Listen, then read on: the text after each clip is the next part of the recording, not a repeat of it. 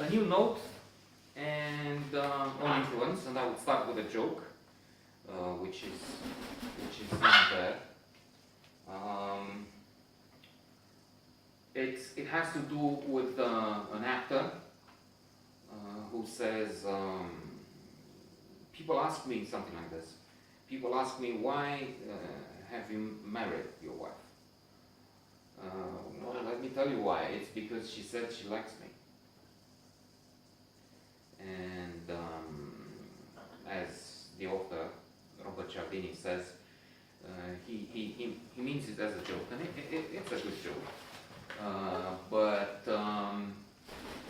the influence of this, the importance of this principle in influencing people is extremely important. I mentioned in a previous note the fact that we like attractive people.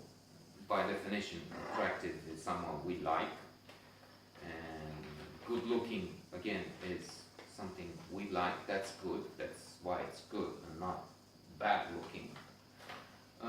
But we can be influenced by that. We attribute to handsome individuals.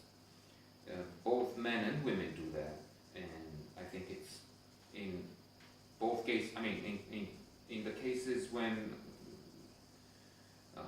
now I'm thinking heterosexual, homosexual. So it's when it's your thing. You like the person you have a sexual interest or an intimate interest in. And then they also say that it's not working when you have a competition. That's the reverse, when you compete over someone you're interested in, then you tend to dislike. This works in a different manner. We like similar things. They had this also test that I found not unbelievable, that's not the word, but intriguing, and it's fascinating to see how the mind works.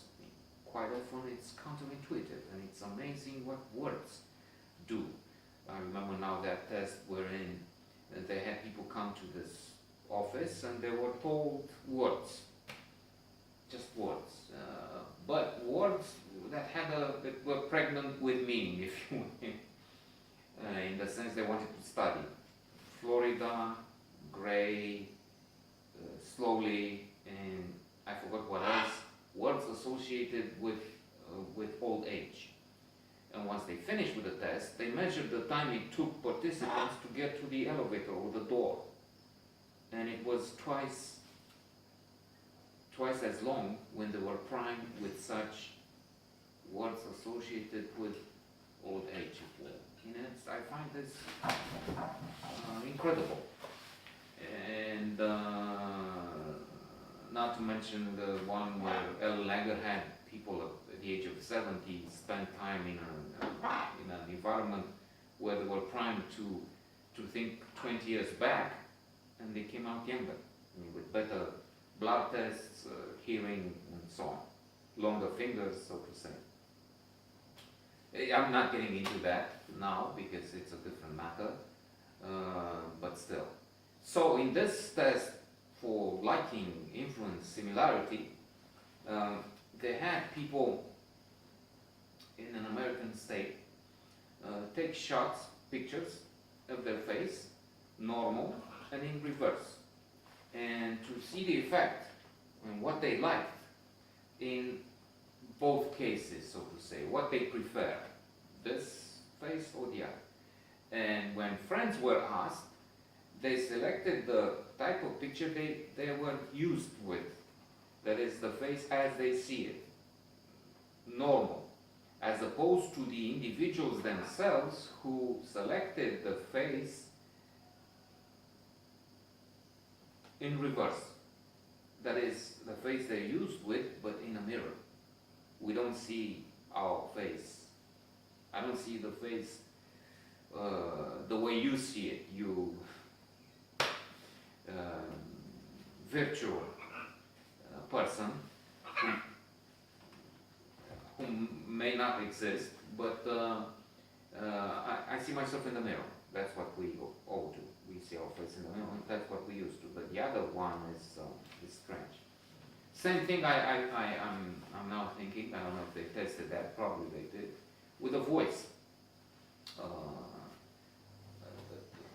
It's, we're used with this, the one we hear, but when it's recorded, when I had, we all had the occasion to listen to the way we sound in different circumstances, recorded, and it's so strange. Who is this person talking that?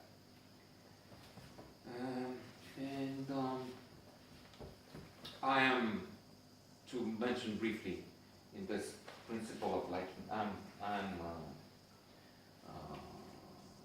amazed by that salesman who was included in the Guinness Book of Records, who said the formula for my record sales, really, of Chevys is this: people, if it's someone they like and a fair price, they will buy. But someone they like, so he's a likable person. He sends 13,000 postcards to his customers, saying basically, I like it. So that's one way it goes. And then that test, and I will finish with this, wherein in the age of the hippies, they had people dressed in two ways. That's young people used to dress as hippies or casual, normal. And so they had in the test someone dressed either as a hippie or normal, the other two ways again, and asked for a dime for a phone call or something like that. And the respondents gave a dime in 2/3 of the cases when the person demanding was dressed in a similar way. For hippies, you see right. And only under 50% if they were asked by someone who was dressed in a different way. So we react to people who are similar to us. Ergo, hence, the reasons why Trump was voted. He was voted by people like him.